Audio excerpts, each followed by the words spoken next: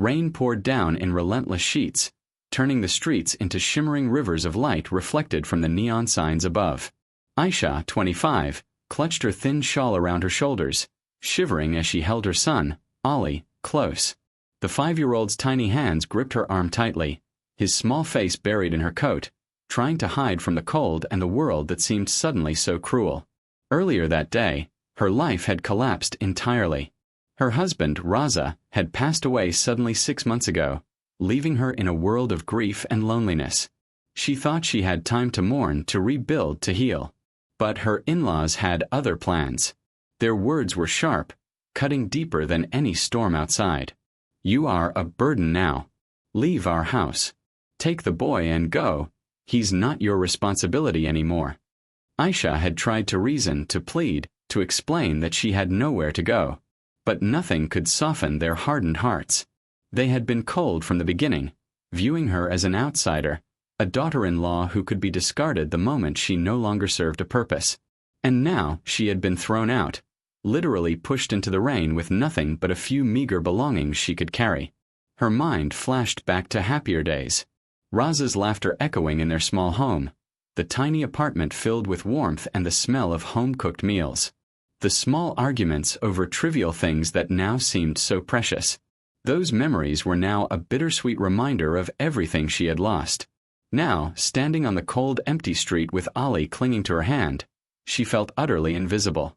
Passers-by hurried past, wrapped in coats, umbrellas, and lives that seemed untouched by her suffering. Every shop window reflected her despair back at her, a woman abandoned by the people she had called family. She tried to shelter Ali under the frayed edge of her shawl as they walked. Their stomachs grumbled with hunger, and the cold seeped into her bones. For the first time in her life, she felt the crushing weight of hopelessness. Where could they go? Who could they turn to? She had no friends, no relatives willing to help. The world had shrunk to wet pavements and the biting wind. Aisha spotted a darkened alleyway and guided Ali inside, hoping to find some shelter from the rain. The alley smelled of damp garbage, but it was dry, and for a moment she felt a tiny flicker of relief. Ali curled against her, whispering softly, "Ami, I'm cold." She stroked his hair, trying to suppress the tears that threatened to fall. "I know, Beta. I know. I'll find somewhere safe soon. I promise." The hours passed slowly. Aisha huddled with Ali, listening to the storm rage outside, feeling powerless against a world that had turned its back on her. Every flash of lightning and rumble of thunder seemed to echo the emptiness in her heart. And then, she noticed a car slow down at the corner of the street. Its headlights illuminated her and Ali in a way that made her heart leap, though cautiously. From the car, a man stepped out, impeccably dressed in a dark suit, his face calm yet concerned. There was a presence about him that made the street feel warmer, even through the storm. He approached slowly, not threatening, just watching. "Are you okay?" His voice was gentle but firm, carrying an authority that wasn't frightening, just kind. Aisha's first instinct was to pull Ali closer and retreat. Who was this stranger? What could he want? But something in his eyes, a softness, a genuine concern, made her hesitate. We, she stammered, unable to find the words. The rain fell harder, soaking her completely. Ali shivered violently, and she felt her resolve crack. The man crouched slightly, careful not to tower over them, and said, "Come with me. You and your son shouldn't be out here like this." For a moment, Aisha thought it was a trick. People didn't just offer help without expecting something in return. But the desperation of the moment outweighed her fear. Ali looked up at her with wide, trusting eyes. He needed her to make a choice, and she couldn't bear to refuse him. I don't know. I don't have anywhere to go," she whispered, voice trembling. "You have a place now," he said simply, extending a hand. She hesitated, then, with a mixture of relief, fear, and disbelief, she took his hand. Ali clung to her other hand, his little body trembling. Together, they walked to the car. The warmth from the interior was almost overwhelming, a stark contrast to the storm outside. For the first time in hours, Aisha felt something she hadn't felt in a long time. Hope. The man introduced himself as Zion, a CEO and a single father. He didn't ask for explanations, didn't judge her, didn't pry into her past. All he offered was safety. He assured her that she and Ollie would be cared for, at least for the night. As the car drove away, the rain continued to pour, but it didn't touch them. In that moment, for the first time in what felt like forever, Aisha allowed herself to imagine a life where she didn't have to hide from the world, where she and her son could just exist without fear. She didn't know what the future held. She didn't know how long this safety would last. But for the first time, she allowed herself to believe that maybe, just maybe, things could get better. And as she glanced down at Ollie, peacefully resting against her, she whispered softly, almost to herself, "Maybe this is the beginning." Cliffhanger ending for Chapter 1. The car approached Zion's luxurious mansion, glowing in the rainy night. Aisha's heart raced, unsure of what awaited inside, but somewhere deep down, a spark of hope flickered. The car's tires splashed through puddles as Aisha clutched Ollie close, feeling a warmth that had been absent from their lives for months. The interior smelled faintly of leather and subtle perfume, an odd but comforting contrast to the damp streets they had just fled. Ali's small hand wrapped around hers, and for the first time since his father's death, she felt a flicker of security. Zion glanced at them through the rearview mirror, his eyes soft yet observant. He didn't press her with questions, didn't ask her story yet. He simply offered safety, and in that there was an unspoken promise, that for tonight at least the world would be gentle. The mansion loomed ahead, grand and imposing, yet it didn't feel intimidating. Instead, its warm lights spilling across the driveway made it seem almost magical. Aisha hesitated at the entrance, feeling out of place in her soaked clothes, worn shawl, and uncertainty. "Come inside," Zion said gently, sensing her hesitation. "You and Ollie need dry clothes and a warm meal." She nodded, voice barely above a whisper, and stepped inside. The warmth hit her like a wave, enveloping her shivering body. Her eyes widened at the marble floors, elegant chandeliers, and the soft hum of life within the mansion. It was a world she had never known, one she thought she would never belong to. In the living room, a small girl ran toward them with a joyous squeal. Sarah, Zion's 6-year-old daughter, stopped in front of Ollie and smiled brightly. "Hi, I'm Sarah. Do you want to play?" Ollie blinked, unsure at first. Then a small smile appeared. I'm Ollie," he said softly. Sarah grabbed his hand, tugging him gently toward a pile of toys.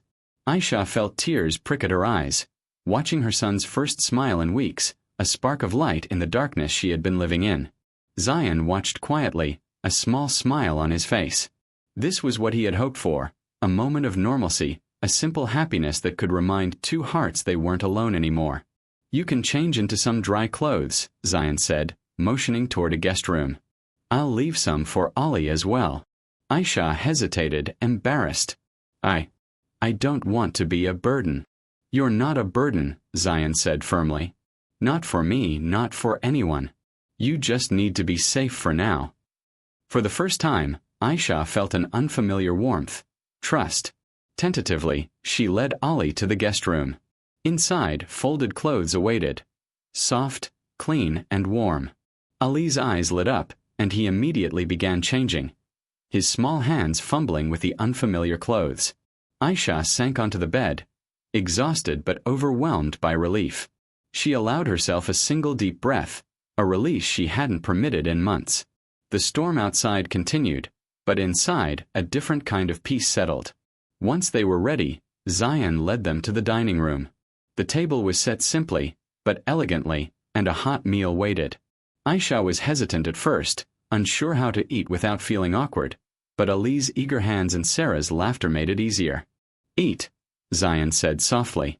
"We can talk later." The meal was quiet at first. Ali whispered small comments to Sarah about toys, and Aisha found herself laughing softly at their innocent joy. For the first time, she allowed herself to simply exist without fear of judgment or ridicule. After dinner, Zion took a seat across from her.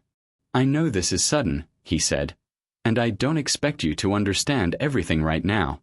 But I want you to know, you and Ollie are safe here. You can stay as long as you need."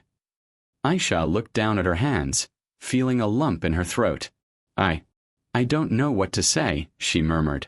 You don't have to say anything, Zion replied. Just know that you don't have to face the world alone anymore. She blinked back tears, the weight of months of fear and grief pressing on her chest. The words, simple as they were, carried more relief than she could have imagined. Over the next few days, Aisha began to adjust to this strange new world. She watched Ali and Sarah play together, their laughter filling rooms that had felt empty for so long. The mansion no longer felt cold or imposing. It became a place where moments of joy were possible again. Small acts of kindness from Zion reinforced her sense of safety. Leaving warm blankets, checking in to see if she needed anything, never prying too much but always offering help. Aisha started to feel a cautious optimism, though she reminded herself not to get attached too quickly. After all, life had a way of taking away the things she loved most. One afternoon, Zion invited her to the study. The room was sleek, modern, and filled with the quiet hum of business life. Papers were spread across the desk, charts on the screen, a world Aisha had never been part of. I've noticed you're good with organization, Zion said, not as a question, but an observation. I could use a fresh perspective on a problem I've been trying to solve. Would you mind helping? Aisha felt a jolt of surprise. She had never considered herself capable in a business environment, yet here he was, asking for her input. Hesitant but curious, she looked at the documents. Slowly, ideas began forming, suggestions she felt might actually help. Zion listened intently as she spoke, nodding and occasionally jotting down notes. By the end of the discussion, he leaned back in his chair, visibly impressed. That's excellent. I didn't expect that. Thank you. Aisha felt a strange mix of pride and disbelief. She had never imagined her words could carry weight in such a world. It wasn't just the mansion or the luxury. This was recognition, respect, and a sense of belonging she had not felt in months. That night, as Aisha tucked Ali into bed, she allowed herself a small smile. For the first time, she felt hope, a fragile, tentative hope that life could be different, that maybe they could rebuild, that maybe she could finally be safe and cared for. Zion's words echoed in her mind. You're part of our family now. She wasn't just a guest. She wasn't just a grieving widow scraping by. She was someone who mattered again. And though the future was still uncertain, for the first time, Aisha allowed herself to imagine it. A life where her son could grow without fear, a life where laughter replaced tears, and a life where maybe, just maybe, happiness could exist again. As she lay in the quiet of the mansion, listening to Ali's soft breathing, Aisha whispered a promise to herself. I'll protect him. I'll survive. And maybe, I'll find a way to live again. Cliffhanger for Chapter 2. Little did she know, the very skills she had used to survive her past would soon change more than just her life. They would impact Zion's world in ways she could never have imagined. Weeks had passed since Aisha and Ali had stepped into Zion's mansion, and slowly the grand house began to feel like home. Ali's laughter now echoed through the halls as he played with Sarah, Zion's 6-year-old daughter. Watching them together, Aisha felt a warmth she hadn't known in months, a fragile but growing sense of hope. Still, there was caution in her heart. Life had taken so much from her. She feared attachment, feared losing this newfound safety. Yet Zion's quiet consistency, the small acts of kindness, the gentle way he treated her as part of the family, softly chipped away at her walls. One afternoon, Zion invited her to the study. The room was sleek, filled with papers, charts, and spreadsheets. His usually composed expression was tense, tinged with vulnerability. I'm facing a critical challenge in the company, he admitted, gesturing toward the documents. I need a fresh perspective. I think you could help. Aisha blinked, startled. Me? I don't. You surprised me yesterday, Zion said, his eyes soft but firm. Your suggestions were practical, clear, and creative. I'd like your input again. Hesitant but curious, Aisha leaned over the desk. She suggested an alternative approach, simplifying processes, reallocating resources, and introducing small but effective strategies. Zion listened intently, nodding, occasionally jotting notes. By the end, he leaned back in his chair, visibly impressed. This is excellent, he said quietly. I didn't expect this. You have a gift. not just for surviving, but for seeing solutions others miss. Aisha felt a mix of pride and disbelief. She had always seen herself as a survivor, someone scraping by quietly. Yet now she realized her ideas mattered, not just to herself, but to Zion and his world. Later, as she walked back to the living room, she paused to watch Ali and Sarah play together. Ali laughed freely, his eyes sparkling in a way she hadn't seen in months. Aisha's chest swelled. This sense of belonging was what she had been searching for. That evening, Zion spoke to her again, his voice softer than usual. "You've brought more than just help to this home," he said. "You've brought light. I want you to know you're part of this family. You and Ali belong here." Aisha blinked back tears. I don't know what to say," she whispered. "You don't need to say anything," Zion replied. "Just know that you're not alone. Ever." In the following days, life settled into a rhythm. Mornings were filled with laughter and playful chaos as Ali and Sarah prepared breakfast together. Afternoons were for learning and play, evenings for quiet conversation. Aisha discovered she could teach Ali, manage household tasks, and even offer guidance in Zion's business. She felt needed, respected, and safe, a combination she hadn't experienced since her husband's death. One bright morning, sunlight poured through the living room windows, bathing the room in gold. Aisha watched Ali and Sarah chase each other, giggles filling the air. She realized this warmth, this laughter, this safety. This was what home truly meant.